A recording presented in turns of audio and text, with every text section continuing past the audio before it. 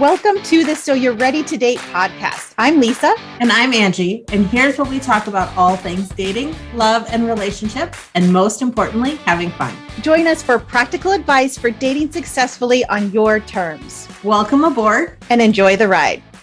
Welcome back to another episode of So You're Ready to Date, the podcast. And we would like to invite you along on a little girlfriend chat. Because it's a topic that I feel like there's no really concrete ways to know. We're going to talk about how do you know you're in love. And this is just one of those things that I feel like is best for, gathering around a table with like margaritas or a glass of wine. And you can talk about, well, I knew I loved my high school boyfriend when, or I didn't know if I loved so-and-so. So we want to invite you over. We're going to sit down. We're going to talk about maybe some ways that if you're questioning where you are in a relationship, or if you've never been in a relationship and been to that point, maybe the next time you'll have a better idea of how you know that you are in love. Then I have to ask, Lisa, when you knew that you were in love, was it a single point in time, or was it an event that happened, or was it over time and suddenly you just woke up one day and said, wow, all of these things make sense and I love him? It was, here we go. Probably the most cerebral way to do this, right? We had been dating. So I'll talk about my current relationship. We'd been dating a couple of months and I'm pretty sure I heard him say it, but we were in the middle of doing something. So it was kind of like, not necessarily a throwaway, but kind of like that practice test one, right? Where you're like, I'm just going to say this. We're kind of in the middle of something. She might hear it. She might not. So there's like the minimal risk one, right? And so I'm like, okay, I think that's it. But I'm like, we were only like a couple of months in. This really, can't be that soon. That's like ridiculous. Everything from like movies and TVs have told me that I'm supposed to feel a specific thing, right? There's supposed to be like fireworks and this like tingling. There's supposed to be this feeling that I'm supposed to have and all of this stuff. And it so happened I was talking to my therapist and she's like, why can't you just decide to be in love? I'm like, what? No, that's not how it happens. There's no, like, I don't do anything. It's just supposed to be something that like, poof, it happens, right? Then I'm like, you don't just decide you love somebody. That's just ridiculous. So I stopped and thought about it for a while. And I think it was, if I was really honest with myself, I knew I wasn't looking for fireworks and I knew I wasn't looking for like this big, expansive, overwhelming thing like rom-coms and like novels and everything tells you. And it's really hard to admit that because that's what you're supposed to want, right? They're supposed to give you these butterflies and it's supposed to be this big thing. But when I talked more about it with my therapist, she's like, but what do you really want? I'm like, I want somebody who makes me feel safe. I want somebody who makes me feel secure and somebody who listens to me. And there were a lot of things that were not these big, fancy, flashy experiences and moments and feelings, because fireworks, yeah, they're pretty, but they burn out fast. And I knew I wanted something more lasting and consistent. So yeah, it was really literally just like one day I decided, yeah, I'm just going to decide that I'm in love. It's kind of like if you have a decision to make, you either decide, yes, this is the decision I'm making, or no, I'm not making this decision. And I don't think I said anything for a while. And then I'm like, I'm just going to test the waters. And then I think as like a text or something, I don't even know how I don't think I texted it first. I think I did eventually say, I love you. And then I'm like, that was weird. That was real weird. So what popped up for me after that was like a whole bunch of like, I really need to process and work on getting out of feeling uncomfortable, saying what feels like mushy stuff. I need to be, it wasn't a him thing. It was a me thing where I knew my family loves me and I love my family, but we were not effusive. We were not going to be saying that. I don't remember hearing it a lot. I knew I was loved. They were showed that I was loved, but it was not something that we said. And so I think this whole relationship has been such a learning experience for me and such a practice in trying that stuff because I knew I was safe with him.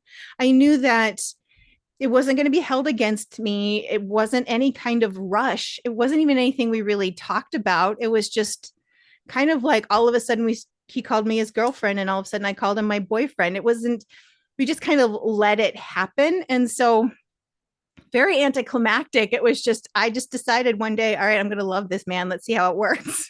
That's interesting because I would say that that's pretty close to what happened with my boyfriend. However, I think back to the first time that I think I was actually in love was probably my ex-husband. Now, did I think I was in love before that? Yeah. But if I think back and look back on it, I think the first time I was actually in love was with my ex-husband. And I remember the first time he told me he loved me, it was a throwaway. And so now I'm wondering, do they all do that? Is that a thing? Is there always a throwaway one? But he thought I was sleeping and I wasn't sleeping. And I remember, I mean, we were really young in our early 20s, but I had a child and he did not. And I was exhausted and I was sleeping and he was out playing paintball with his friends out back in the yard or something like that. And he came in to check on me and he thought I was sleeping and I wasn't. And I remember he whispered it to me and I didn't know how I felt in that moment. So I didn't open my eyes. I didn't say anything to him. I just let it be because I'm like, I don't know what to do with this. But I do remember a couple nights later, he was over at my house and my son had not met him yet. And my son got up out of bed and came out. And that was the first time that they met. And I watched him instantly bond with my son.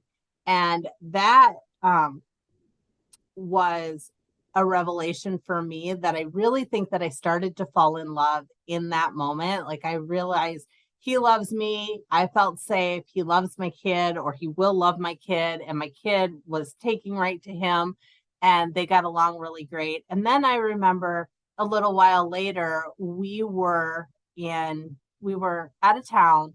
He was at a work training thing at the time and we were out of town and my son just started calling him dad out of the blue, no prompting, no anything. And I think that was the moment that I really knew that it was going to be that we were going to get married, like it was going to be a thing and that I was in that kind of love. Interesting. Yeah, it was a slow progression, but it was the second that my son started calling him dad, I was like, yep, that's it. If my son loves him, then it's okay for me to love him and to like let that come out and to actually be at that stage. Well, I think for me, and I've talked about this before. I was single for a lot of years, and I'm like, the last relationship that I was even remotely close to being in was in my like 20s at this point.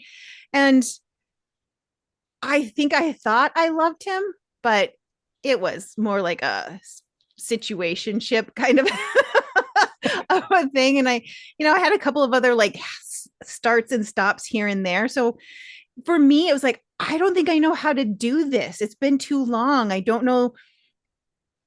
And because there's always a part of me that wants to do it right. And I'm working on that. That's just a thing that's always going to be a thing. But it was also something that I asked my boyfriend too. I'm like, so how did you know that you loved me? And he's like, because everything was just effortless. He's like, all these things started to fall into place. And I didn't have to like force it. I didn't have to rush it. It was like, we had good physical chemistry. We had good emotional chemistry. We had good intellectual chemistry. He's like, I feel like I can talk to you about anything. I feel like I can have a connection with you that I haven't ever been able to have with anybody else. And so for him, his logical brain was like, these little boxes got checked. So that's how I knew that this was a thing. I'm like, oh, okay. Well, I mean, I guess that makes sense too. Yeah. And again, I think at some point there are some feelings, right? We have to have feelings because love is a feeling. And so maybe there's butterflies or maybe there's fireworks. I remember my ex mother in law, told me one time when we were talking about it. I mean, they've been married, who knows how long they've been married, but they've been married for a long time. I should know. I have a bad daughter in law. I have no idea. But they'd been married for a long time. And she's like, he still gives me butterflies in my stomach. So sometimes there is the butterfly feeling and the flutters and the all of that that goes along with it, the fireworks. And sometimes that is how you know that you're in love. But I don't think that it has to be that. I remember the first time my current boyfriend said he loved me was, again, I think it was throwaway, but it was more somebody noticed it and it wasn't me that noticed it. Like I noticed it, but I wasn't going to say anything, but somebody else noticed it. And it was at I host game night over here. You know, you've been over here. And so I had a bunch of friends over and it was New Year's Eve. We started dating in November. And so this is New Year's Eve. So we're not even a full 2 months in yet. And he said it sitting at the table, surrounded by a bunch of my friends. And it was one of those things where I wasn't ready and I wasn't at that stage yet. And he says it. And again, I'm like, I don't know what to do with that. So I'm going to ignore it until everybody else at the table had to call attention to it. Well, I think you and I are very in that very similar places. Like it wasn't too far into dating this person that we're like, how can I love him that fast? And I think there was a bigger part of me that realized, but I've done this work, right?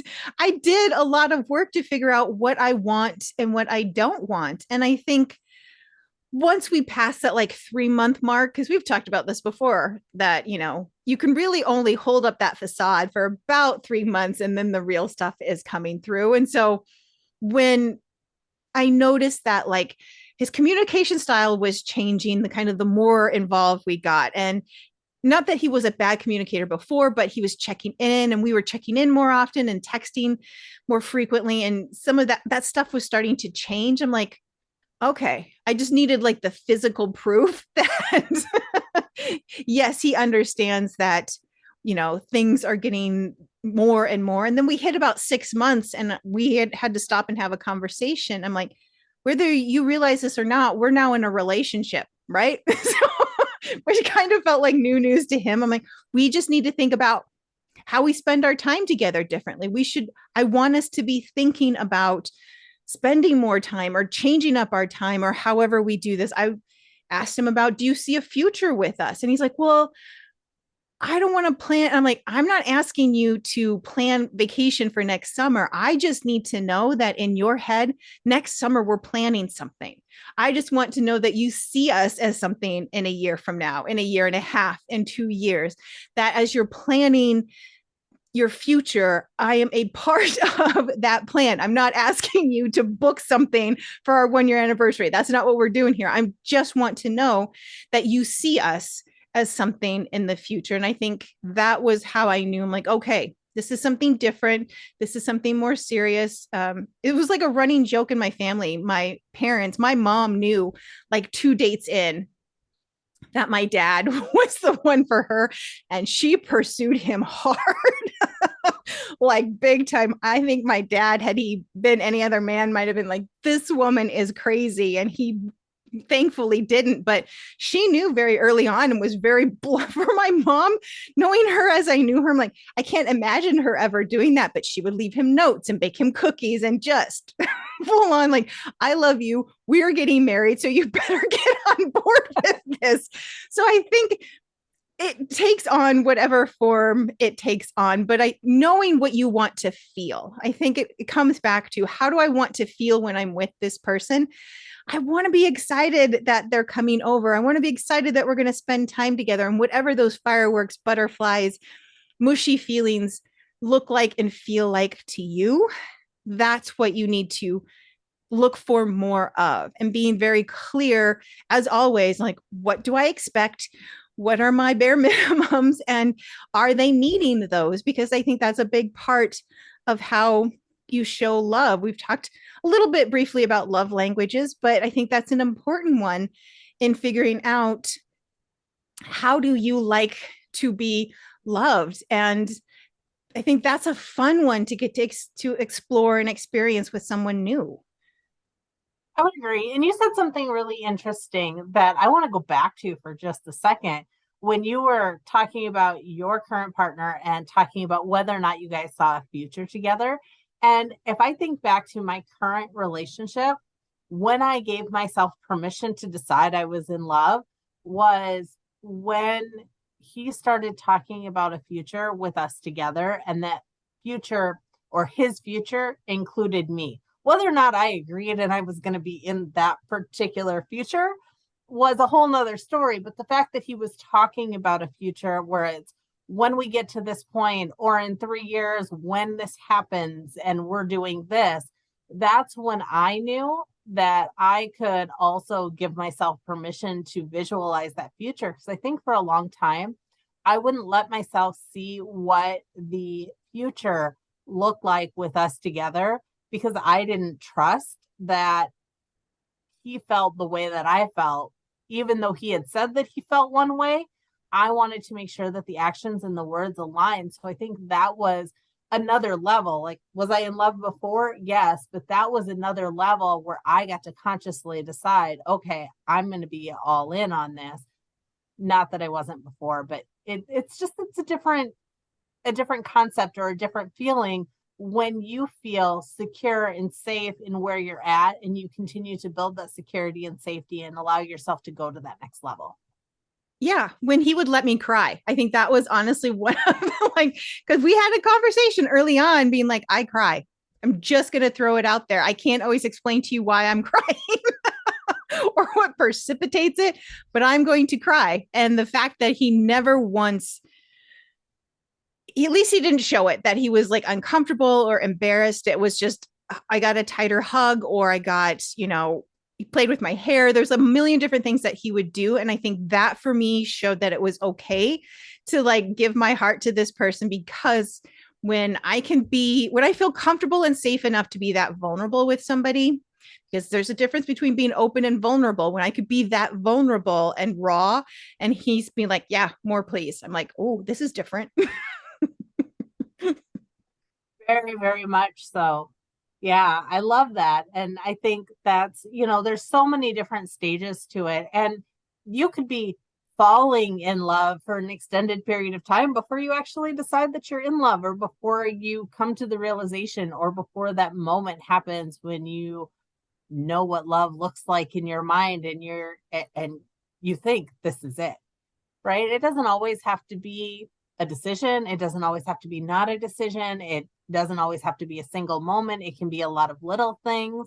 So I think how you know you're in love is just listening to how you're feeling and knowing whether or not you feel safe with the person that you're with. Because I think safety is a huge component of actually feeling like you're in love, because love is vulnerable. And if you're not in a safe space, you're not going to allow yourself to be vulnerable. So I think once you get to that, that's kind of when, for me, when the shoe drops and when I know is when I can be open like that. Well, and I think it's always okay to be cautious, because we all come with our own, like, very nicely crafted set of baggage, right?